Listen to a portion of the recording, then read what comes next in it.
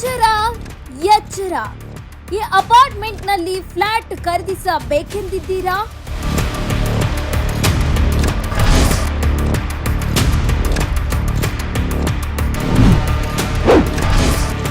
Flat ಕೊಳ್ಳುವ ಮುನ್ನ ನೂರಾರು ಬಾರಿ ಆಲೋಚಿಸಿ ಪರಿಶೀಲಿಸಿ.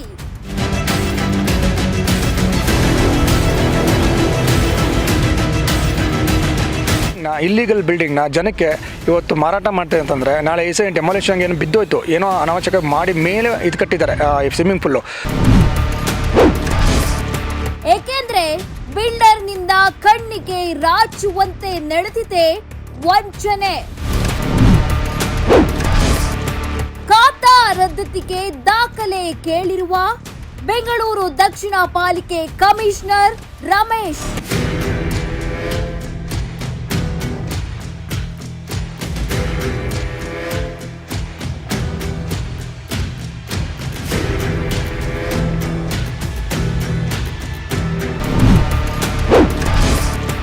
ಖಾತೆ ರದ್ದಾದ್ರೆ ದುಡ್ಡು ಕೊಟ್ಟವರ ಸ್ಥಿತಿ ಅರೋಹರ.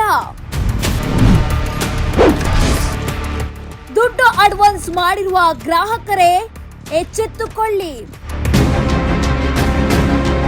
BBMP 2024ರಲ್ಲಿ ಈ ಕಟ್ಟಡನ ಡೆಮಾಲಿಷನ್ ಅಂತೇಳಿ ಆದೇಶ ಮಾಡಿದ್ರು.